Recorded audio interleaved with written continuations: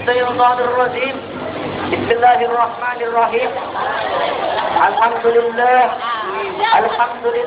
أخرج الناس من الظلمات إلى النور والصلاة والسلام على سيدنا وشفيعنا ومولانا محمد صلى الله عليه وسلم السائق إلى النجاة من الجور وعلى آله وأصحابه أجمعين إلى يوم المحشر. Amma ba'd. Yang saya hormati para jajaran guru, beserta rekan dan teman yang saya hormati dan yang Allah muliakan.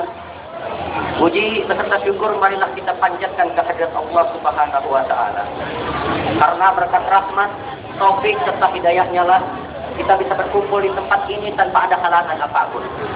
Salawat beserta salam semoga senantiasa tercurahkan kepada junjungan Nabi besar Muhammad sallallahu alaihi wasallam yang telah mengeluarkan kita dari gelap gulita kebodohan dan kekafiran menuju cahaya terang kebenaran dan keselamatan melalui agama yang dibawanya, yaitu agama Islam.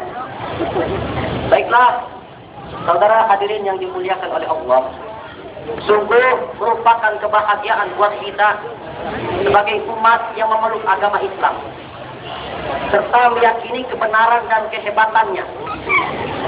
Karena dari sekian banyak agama di dunia ini, tetapi hanya Islamlah satu yang akan diterima di sisi Allah Subhanahu wa taala. Sebab Islam merupakan agama yang sempurna, Islam merupakan agama yang agung, dan Islam merupakan agama rahmatan lil alamin. Ketetapan hukumnya mutlak dan tidak bisa diganggu-gugat. Karena berpatokan pada sebuah kitab yang bukan karangan dan hasil rekayasa manusia, tetapi langsung diproduksi oleh Allah Subhanahu wa taala, yaitu Al-Qur'an. Maka itulah saudara, saya ingin mengangkat sebuah judul materi pembicaraan, yaitu indahnya Islam. Islam itu indah. Islam itu Islam saudara agama satu-satunya yang diakui oleh Allah Subhanahu wa taala. Dalilnya tersirat dalam surat Ali Imran ayat 19. Inna dina indallahil Islam. Sesungguhnya agama yang diterima oleh Allah hanyalah agama Islam. Kemudian Allah memberikan spekulasi saudara tentang kehebatan Islam. Sebagaimana tersirat dalam surat Ali Imran ayat 85. A'udzubillahi minasyaitonir rajim. Bismillahirrahmanirrahim. Inna dina wa may yabtaghi ghairal islami dina fala yuqbal minhu wa huwa fil akhirati minal khasirin. Yang artinya, barang siapa yang mencari agama selain dari Islam, maka tidak akan diterima daripadanya, dan ialah akhirat segolong orang-orang yang rugi. Jamaah, oh jamaah, alhamdulillah. Jadi kita saudara, umat yang memilih agama selain daripada agama Islam, maka agama itu bukan sekedar ditolak oleh Allah, tetapi ia juga nanti di akhirat kelak akan menjadi orang-orang yang amat rugi. Nauzubillahi min. Kemudian berbicara tentang keindahan Islam, baik dalam pendekatan hukum, berpolitik, kebudayaan, kebangsaan, bahkan sekalipun tentang keduniaan, semuanya itu sudah diatur oleh Islam dengan rapi, kokoh, dan kuat. Satu kali Islam menetapkan satu keputusan, maka tidak akan ada perubahan dengan pergeseran zaman. Islam tegas dalam penetapan hukum, tidak bisa diutak-atik atau diperjualbelikan, sebab hukumnya adil merata kepada semua pihak. Islam saudara menetapkan hukum itu tidak pandang bulu, sebab kalau hukumnya itu sudah pandang bulu, mungkin para pejabat atau tenyong alias bonce yang selalu dapat untung rugi. Betul? Di dalam Islam tidak ada yang namanya kebal hukum. Contoh kecil aja nih. Islam mengharamkan namanya permabukan. Siapapun, kapanpun yang berani mabuk, haram hukumnya tanpa ada kecuali. Titik, tidak masuk. Rakyat mabuk, pejabat mabuk, Pak Haji, pejabat mabuk, guru mabuk, pelajar mabuk, nenek-nenek mabuk.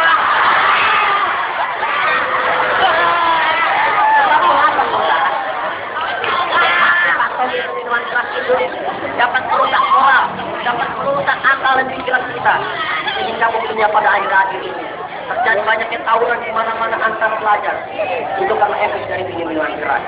Lagi pula saudara, orang yang meminum minuman keras walaupun hanya 1 tengguk saja, maka sholatnya tidak akan diterima 40 hari 40 malam.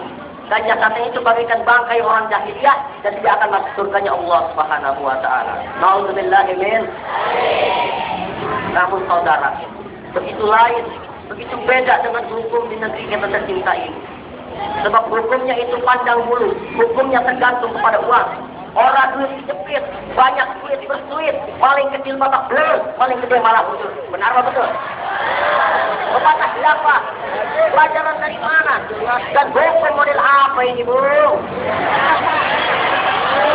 Rakyat selatan yang kamu upain. Itu ya, nenek-nenek, peot, kirut, itu. Orang 50 di penjara 5 tahun.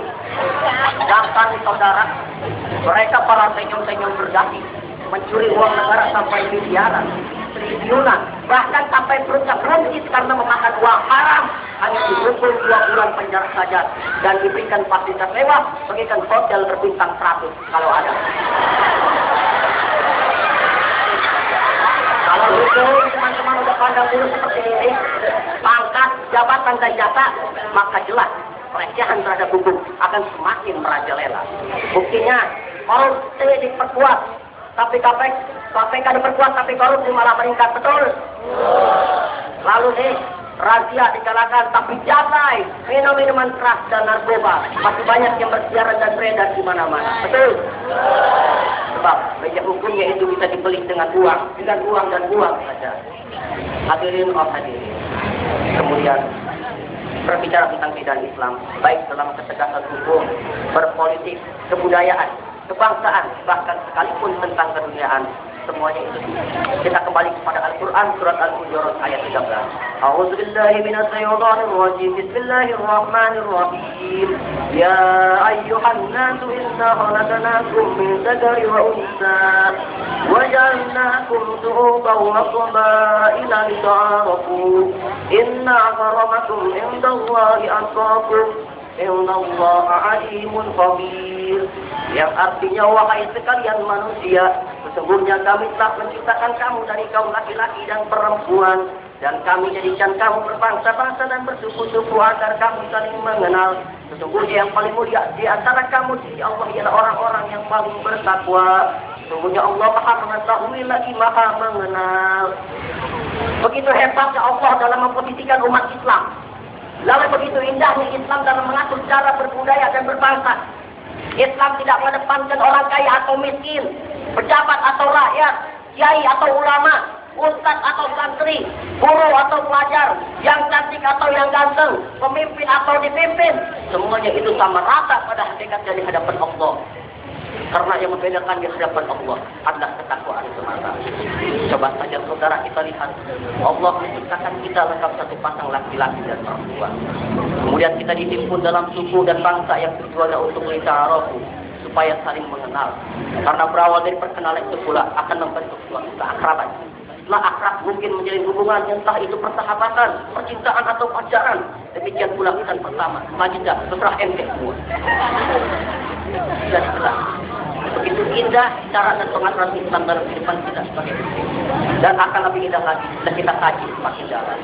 Namun sayang, menurut waktu kita berpisah, badan saya pun ini sudah agak lelah.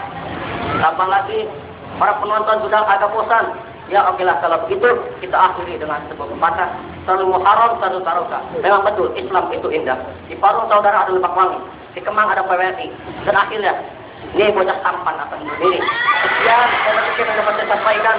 Mohon maaf atas kekurangan dan kesalahan saya. Wallahul muwaffiq ila aqwamit thoriq. Billahi taufiq wal hidayah wa ridha wal inayah. Assalamualaikum warahmatullahi wabarakatuh.